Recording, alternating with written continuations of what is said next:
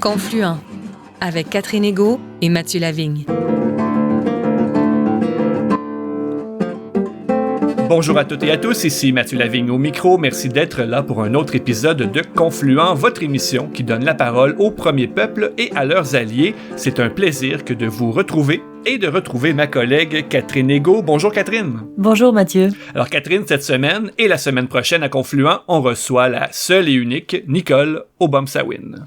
Anthropologue et muséologue de formation, originaire d'Odanak, Nicole Obomsawin a été directrice du musée des Abénaquis de 1986 à 2006, puis directrice adjointe à la réserve de la biosphère du lac Saint-Pierre. Elle a visité au fil des ans des centaines d'écoles et rencontré des milliers d'étudiants au Québec pour partager une autre version de l'histoire, faire tomber les préjugés et les stéréotypes et actualiser nos représentations des communautés autochtones. L'Université de Montréal lui a décerné en 2011 un doctorat honoris causa. Nicole Obomsawin est ainsi devenue la première personne autochtone à recevoir un tel honneur à l'Université de Montréal. Nicole Obomsawin s'est par ailleurs engagée durant 13 ans au sein de Femmes autochtones du Québec. Elle enseigne aujourd'hui au Collège Kiyuna, le seul centre d'études collégiales consacré à l'éducation des autochtones au Québec. Le nom traditionnel de Nicole Obomsawin est Nanatassis, ce qui signifie oiseau-mouche en langue abénakise, un nom qui lui a été donné par son grand-père et qui illustre bien le dynamisme de cette femme qui se définit avant tout comme une raconteuse. Nicole Obomsawin revient sur l'histoire des Abénakis, aborde la notion d'appropriation culturelle et parle de l'héritage laissé par la présence missionnaire à Odanak. Écoutons donc l'anthropologue Nicole Obomsawin, interviewée ici par Mathieu Lavigne et Catherine Égaud.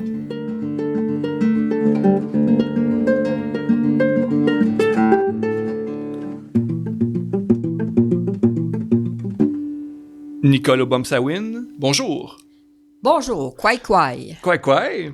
Alors Nicole, merci de nous accueillir chez vous, à Odanak. Peut-être situer pour nous la communauté d'Odanak, peut-être nous dire aussi à quel moment et dans quel contexte votre peuple, les Abénakis, vont s'y installer. C'est une grande question. D'abord, où est-ce que ça se trouve? Ça se trouve au centre du Québec. Et puis, c'est situé entre Sorel et Nicolette, sur la 132. Qui longe la rivière Saint-François, qui était notre rue principale, notre route principale, plutôt. On est à 16 km du lac Saint-Pierre.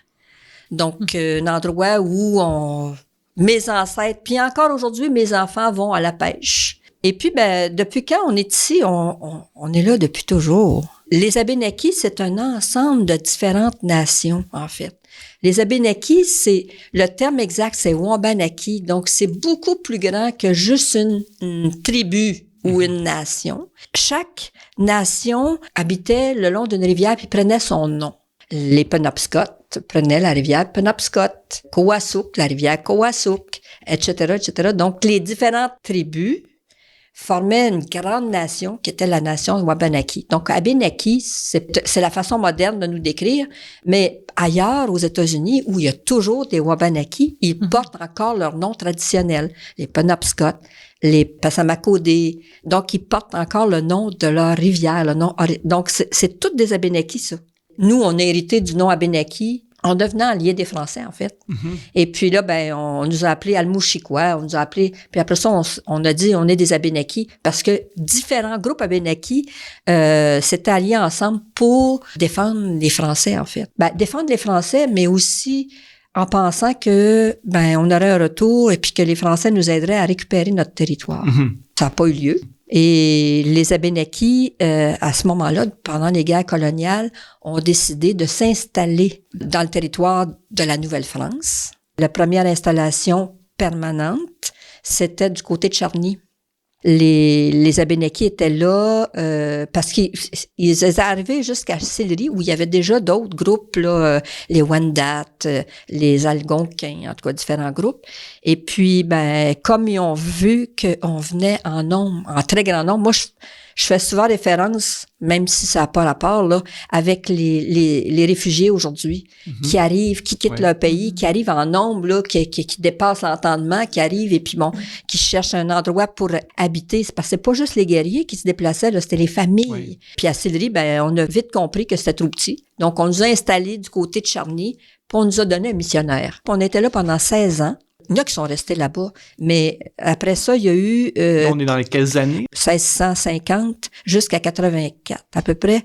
On a continué à s'installer là jusqu'en 1700 par vague. Là, les gens arrivaient par vague. À partir de ce moment-là, il y avait des problèmes du côté de Sorel, parce que Sorel, c'était le coin des Iroquois, là. Hein, à ce moment-là qu'on appelait Iroquois. Et donc, Iroquois, c'est aussi une grande famille. C'est pas nom d'une tribu. Hein? C'est plusieurs groupes Iroquois qui étaient ensemble. Aujourd'hui, on ne parle plus d'Iroquois, on parle de chacune des nations. La colonie française voulait se développer jusqu'à Montréal du côté sud. Alors que du côté nord, c'était possible parce qu'on avait fait des alliances avec les Algonquins, donc on était en sécurité.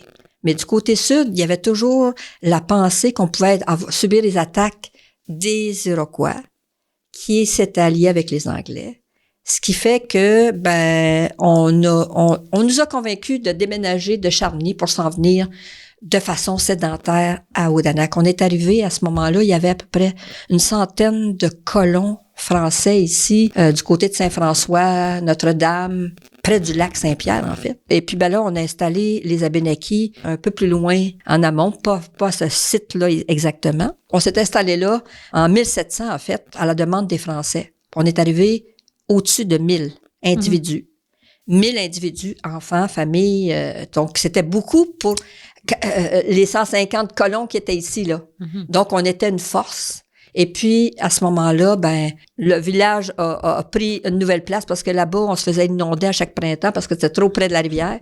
Fait qu'on s'est envenu ici où, là, on n'est pas en danger. On a choisi ce site-là. Mais on connaissait le site avant. On venait jusqu'au lac Saint-Pierre. Qui s'appelait pas le lac Saint-Pierre à l'époque, mais on venait jusqu'au lac Nebessek, qui se rendait jusqu'au fleuve. Et puis là, on se rendait jusqu'à Trois-Rivières, bien sûr.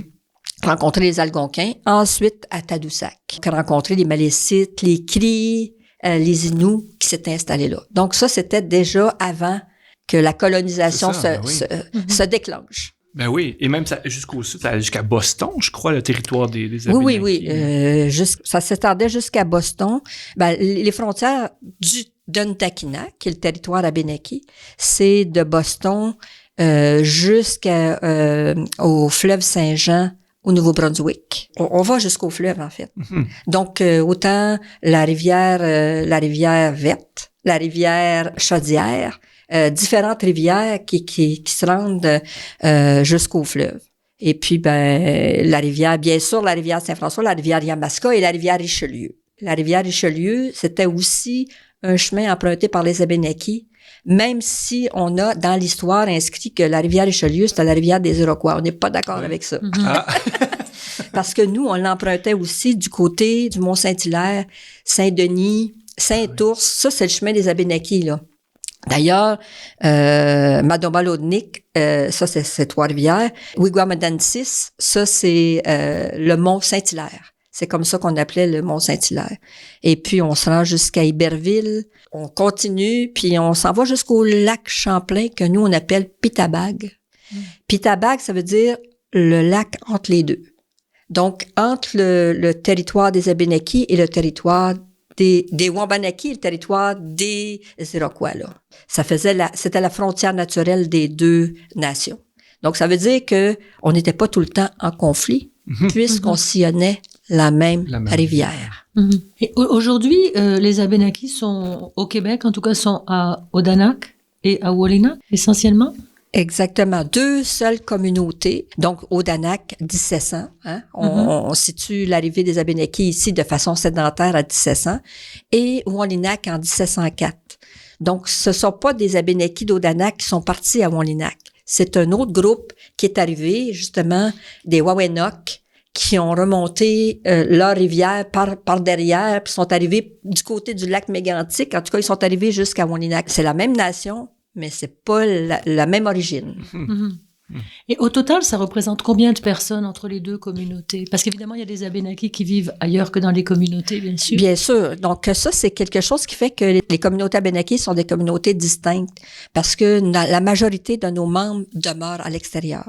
Donc ici à Odanak, on a 500 personnes qui habitent la communauté, dont 350 Abénakis. parce qu'on n'a pas que des Abénakis qui habitent la communauté. Ça aussi, ça fait quelque chose de distinct. Puis à Waninak, c'est probablement la même chose.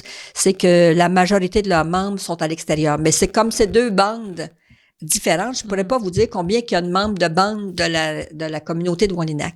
Ici, sur notre liste de bandes, on a plus de 2000 membres. Donc, ça vous donne une idée. 350 qui vivent à Odanak. Et puis, les autres sont en majorité, il y a quand même des gens qui demeurent aux États-Unis, qui sont retournés aux États-Unis. Il y a des gens qui demeurent du côté de l'Ontario, Ottawa, jusqu'à Sudbury, parce qu'il y avait des Abénakis qui étaient partis là autour de 1860 pour travailler dans les mines. Donc, puis ils sont installés là. Aujourd'hui, ils sont plus de 300 là. Abénakis qui, ils vivent pas tous à Sudbury. Maintenant, ils sont éparpillés un peu partout dans l'Ontario. Puis, il y en a beaucoup au Québec. Beaucoup au Québec. Beaucoup à Montréal, dans les grandes villes, à Québec. Et puis aussi Sherbrooke. Et puis aussi dans la Beauce. Du côté de Trois-Rivières. Là, il y a des Abénakis d'Odanak qui demeurent du côté de Trois-Rivières.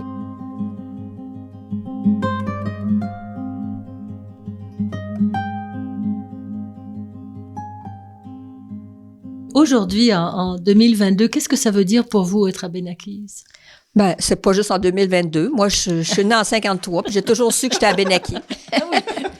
Pour moi, c'est une continuité, là. C'est pas quelque chose que, là, aujourd'hui, c'est ça que ça veut dire. Je pense que c'est quelque chose qu'on porte tout le long. Il y a des gens maintenant qui découvrent qu'ils sont Abénakis parce ils ont perdu leurs droits à travers les lois assimilatrices.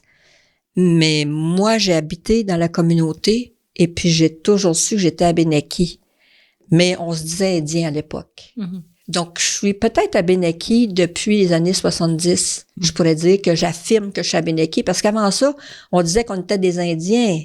C'était comme ça qu'on était appelés par la loi sur les Indiens. Donc, on habitait une réserve indienne. Même si je savais que j'étais Abénaki, mon grand-père disait, moi, je parle Abénaki. Être Abénaki, c'était comme chez nous. Puis ailleurs, on était des Indiens. Puis aujourd'hui, je peux dire que, haut et fort qu'on s'affirme, là. Tous les Abénakis maintenant se lèvent puis sont fiers d'être Abénakis. On a des gens de la diaspora qui sont partis puis qui ont même jamais habité la communauté parce que les parents ou des fois les grands-parents sont partis et qui maintenant reconnectent grâce à l'Internet, grâce au virtuel, reconnectent avec leurs racines, veulent en apprendre plus. Moi, je me suis battue tellement pour faire reconnaître notre place en tant qu'Autochtones. Mais maintenant, je suis capable de dire que je suis contente de continuer à me battre pour faire reconnaître les Abénakis. C'est ça qui a changé peut-être dans le discours, même si je disais tout à l'heure que j'ai toujours su que j'étais Abénaki. Est-ce que vous diriez qu'il y a une spécificité du peuple Abénaki? Mettons, si vous deviez parler des Abénakis à l'extérieur, quelle serait la spécificité? Ça, c'est une question importante aussi. Je dirais une question d'un million. Parce que il pourrait y avoir différentes versions, dépendamment des gens qui vont répondre. Mais moi, je dirais que les Abénakis, c'était parmi les nations, celles qui ont accueilli d'autres nations, qui ont métissé beaucoup entre nations.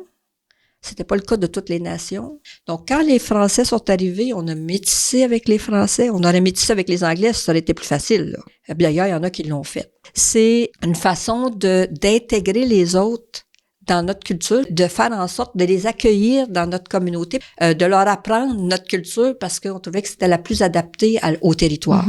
Après ça, ça a été comme une nécessité de métisser parce qu'on perdait des membres. Donc, on est obligé de s'adapter des fois parce que à cause de l'histoire, il y a des Abénakis qui sont devenus Mohawks, qui ont été adoptés par les Mohawks et qui sont devenus maintenant qui sont de culture Mohawk. Il y a des Abénakis qui ont été adoptés par des Inuits, qui sont devenus Inuits. Donc, on est capable de s'adapter pour continuer à vivre et puis continuer à vivre puis à faire vivre nos enfants. D'ailleurs, à Odanak, c'est encore ça. Je veux dire, 350 personnes qui vivent dans la communauté. On a métissé avec des Canadiens français au départ. Maintenant, c'est des Québécois. Faudrait leur demander comment ils se sentent parmi nous. Ils sont intégrés. S'ils veulent s'intégrer à la vie culturelle, ils le peuvent. Ils sont pas obligés, mais ils le peuvent s'ils le veulent. Ça reste que c'est dans la lignée de ce que faisaient les Abénakis autrefois, en fait. Nicolas Bomsawin, mais toujours sur cette grande question de l'identité, hein, il y a en ce moment de grands débats qui ont lieu autour de la notion d'appropriation culturelle ou de ce phénomène qui est l'autodéclaration d'identité autochtone. Ces personnes qui se disent autochtones sans nécessairement sans que cette identité soit confirmée par une communauté. Ces débats ont touché la communauté d'Odanak, comme la plupart des communautés autochtones. Mais à partir de ce que vous venez de dire justement sur ces rapports à l'autre, sur entre autres les rencontres avec d'autres peuples, quel regard est-ce que vous posez sur ces débats, sur ces enjeux, ces questions d'appropriation culturelle? Je peux dire que pour ma part, je trouve ça triste. C'est pas que ça m'enrage, je suis pas enragée, je suis pas en colère, je trouve ça triste parce que justement on perd cette valeur qui était fondamentale chez les Abénakis. C'est le courant de l'art, je pense que c'est un courant qui vient des États-Unis. Puis ça me fait peur aussi. Le fait qu'on emprunte des choses puis qu'on accepte que ces choses-là fassent partie maintenant de notre regard sur les autres. Donc, de diviser, de mettre à part, de faire en sorte qu'on se retrouve entre nous pour dire on est chez nous puis c'est nous et puis je me suis portée à la défense de quelqu'un qu'on a justement pointé du doigt ici même à Odanak. Puis ça, je trouve ça terrible parce que on peut pas juger de comment les gens se sentent, d'où vient leur goût de s'approcher de la culture, d'être plus près, puis de s'imprégner de cette culture-là, une culture ou une autre culture, peu importe là. Puis moi, je me dis, est-ce que c'est pas le sang qui fait que on est ou la généalogie en droite ligne, qui fait qu'on peut se sentir d'appartenance. Pour moi, c'est la culture partagée. Puis la culture partagée, ça s'est peut-être fait il y a 3 générations, 4 générations, avec des gens qui sont partis parce qu'ils n'avaient pas le choix de partir pour le travail ou parce que la loi disait qu'ils n'avaient plus le droit d'être là.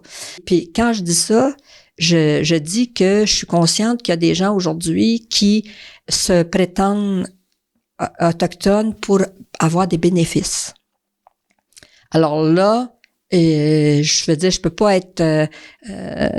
veux pas être juge non plus, mais en même temps, je me dis, les bénéfices, par exemple, des droits de chasse et pêche, des droits pas payés de taxes, par exemple, ça, j'ai un petit bémol là-dessus, parce que je me dis, ces gens-là, c'est pas pour la bonne raison qu'ils veulent appartenir, qui veulent se dire autochtones, qui veulent appartenir.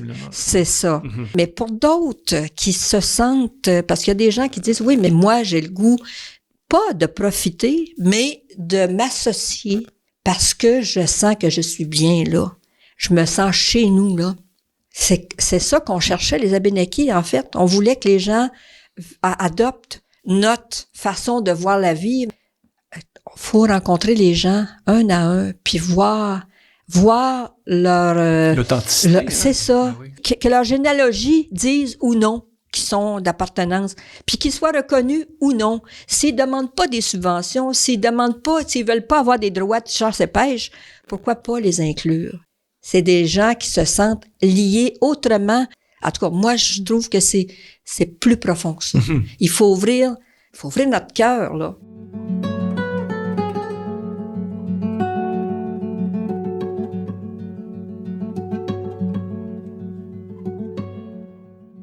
Toujours au niveau de l'identité et de la culture, mais en ce qui concerne les objets et les institutions, vous avez dirigé le musée des Abénakis d'Odanak. Selon vous, est-ce que les artefacts autochtones devraient être rapatriés dans leur communauté d'origine? C'est-à-dire qu'il y a en ce moment des artefacts qui sont dans des musées canadiens, québécois ou même à l'étranger. Est-ce que vous trouvez que ce serait un geste de réconciliation, par exemple, de la part des institutions, de renvoyer les artefacts chez les Abénakis eux-mêmes? Là, je vais vous parler comme muséologue. Parce que je pourrais vous parler comme Abénaki, mais je vais vous parler comme muséologue. C'est exactement dans cet objectif-là que, entre autres, un des objectifs d'avoir agrandi le musée, puis d'avoir fait en sorte que ce musée-là devienne aux normes muséales, parce qu'avant ça, on avait une institution qui était l'ancienne école et qui n'était pas du tout adaptée pour recevoir des collections. Donc, c'était Même si on avait une volonté de vouloir aller chercher des objets qu'on savait où étaient ces objets-là, puis qu'on aurait voulu rapatrier, on n'avait pas les installations pour les accueillir. Donc, c'est encore le cas aujourd'hui. Je veux dire, il y a des nations qui ont des musées aujourd'hui. Il y a des nations qui ont fait cette démarche-là pour avoir un lieu qui soit adapté à la conservation. Mais c'est pas toutes les nations qui ont ça. Donc, je pense pas que ça serait une bonne idée d'aller prendre ces objets-là puis de les envoyer dans les communautés d'origine s'il n'y a pas de lieu pour faire en sorte que ces objets-là continuent à traverser l'histoire. Mm-hmm. Parce que là, dans les musées, on est certain que ça va être bien conservé. C'est sûr qu'aujourd'hui, il y a eu cette discussion-là entre les musées aussi, et puis que maintenant, les musées s'ouvrent, les musées nationaux, entre autres, puis d'autres sortes de musées aussi, ouvrent la porte pour accueillir les Autochtones qui veulent aller regarder, puis prendre connaissance des collections, puis même avoir un regard privé sur ces collections-là. Puis je pourrais vous dire qu'il y a certains musées qui ont même ouvert la porte à ce qu'il y ait des cérémonies qui soient effectuées avec des objets sacrés qui sont à l'intérieur de leurs institutions. Donc, c'est des pas énormes qui ont été faits. Donc, je pense que la réconciliation, elle a déjà été amorcée dans les musées.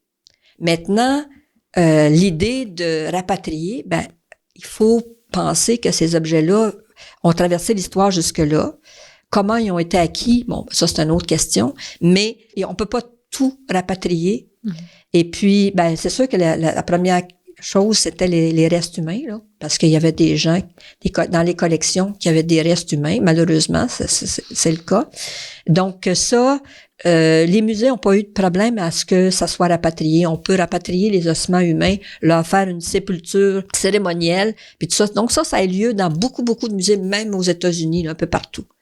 Pour ce qui est des musées qui sont des collections qui sont en France, en Allemagne, en Suisse, ça, c'est plus compliqué, je dirais, parce qu'il y a toutes sortes de restrictions et de règlements internes à ces pays-là qui font que c'est pas facile d'avoir accès à ces collections-là, puis de demander un rapatriement, puis eux autres sont pas concernés par la réconciliation avec les Autochtones. Par contre, il y a des gestes qui sont faits, par exemple, présentement à Paris, au Quai Branly, ils ont fait une recherche, puis ils font une exposition. Présentement, est en cours l'exposition jusqu'au mois de mai sur les wampum qui existent en Europe. Donc, eux ont fait la recherche sur les wampum qui sont dans les musées en Europe, puis ils ont rapatrié ça au Quai Branly pour présenter une exposition, pour faire connaître ces œuvres-là, parce que ils sont tout seuls dans les musées, puis on les met pas en valeur. Rappelez-nous, un wampum, c'est quoi, Nicole, si vous pouvez nous le décrire? Le wampum, c'est un coquillage qui a été fait à partir de deux, il y a un coquillage blanc puis un coquillage qu'on appelle quahog qui est violacé, et cette partie-là qui fait des enfilades, des petites perles en fait, parce que c'était l'ancêtre, on n'avait pas de perles de verre là. Donc c'était ça. Donc le wampum, ça peut être un petit collier qu'on met autour d'une enfilade de perles, mais ça peut être aussi quelque chose qui servait de traité entre les différentes nations. Puis là, à ce moment-là, ça veut dire que c'est une enfilade de perles avec des pictogrammes dessus qui indiquent la raison pour laquelle on fait cet échange-là. C'est ça, ça raconte l'histoire. Et Nicole Obomsawin, longtemps, la communauté d'Odanak était désignée sous le nom de Mission Saint-François. L'église d'Odanak, ça a été, sauf erreur, le premier bâtiment de la communauté. Et j'aimerais savoir quel rôle la mission catholique a joué dans l'histoire de la communauté d'Odanak. C'est ça s'appelle la mission Saint-François. Ça s'appelait aussi la mission Saint-François du côté de Charny. Quand on regarde dans l'histoire, des fois on est mêlé parce qu'on sait plus laquelle mission Saint-François. La rivière, c'était la rivière Saint-François aussi. Donc il y a beaucoup de Saint-François dans notre histoire. Nous autres, c'est Saint-François de Sales en fait. Puis quand on regarde l'histoire de Saint-François de Sales, c'est curieux de voir comment Saint-François de Sales a essayé de recoller les morceaux entre les différentes, pas dans une pensée communique, à ce moment-là, c'était peut-être, mais il y avait quand même un germe de ça. Oui. Et puis, ici, il y a la religion anglicane aussi. Oui. Donc, ça parle beaucoup, le fait que ça soit Saint-François de Sales. Et d'ailleurs, la mission anglicane s'est appelée aussi mission St. Francis Mission. On est arrivé à Odanak, en fait, oui, c'était ce premier bâtiment qui a été érigé, mais ça faisait déjà 50 ans qu'on était en lien avec les missionnaires. Pour nous autres, les missionnaires, au départ, c'était aussi une façon de nous assurer qu'on était protégés par les Français. Il y avait aussi le fait que les missionnaires sont devenus rapidement pour nous des interlocuteurs. C'est-à-dire que quand ça faisait pas notre affaire, quand les échanges étaient pas, on sentait pas que c'était égal, on sentait pas qu'il y avait de l'équité, de la réciprocité, on allait se plaindre aux missionnaires qui devaient aller porter la missive plus loin. C'est des médiateurs. Oui. Donc, pour nous autres, c'était aussi une façon de faire des liens plus proches avec ces missionnaires-là. C'était pas juste la religion. C'est sûr que la religion qui est arrivée, a rétréci notre champ spirituel, je pourrais dire. Plus tard, on s'est rendu compte, en tout cas pour les Abénakis, comment on a fait pour conserver tout ça, c'est que les Abénakis exprimaient leur spiritualité dans la réduction avec les Français, dans la réserve ensuite, sur la réserve en priant le Dieu, le Père, et dans le territoire en continuant d'invoquer le Grand Esprit. Il y avait comme ce lien-là, pas sûr qu'on avait conscience que c'était vraiment la même personne.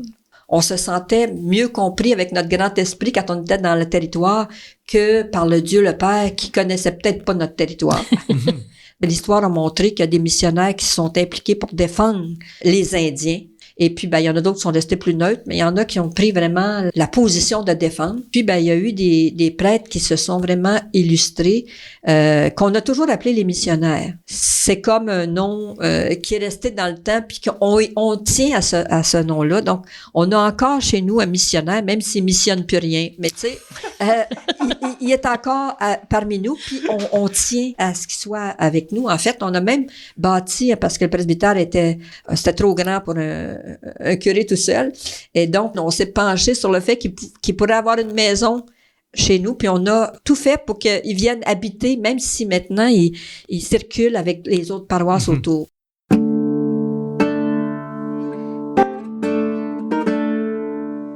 C'était donc l'anthropologue et conteuse abénakise Nicole Obomsawin que nous remercions chaleureusement de cette entrevue.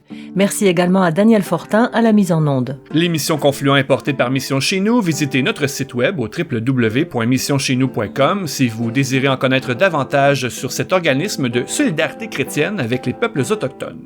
Merci Mathieu Lavigne. Merci Catherine Ego. Et merci à vous d'avoir été à l'écoute. Rendez-vous la semaine prochaine pour la suite de cette entrevue avec Nicole Obomsawin. D'ici là, nous vous invitons à rester à l'antenne de Radio VM et de Radio Galilée. À bientôt.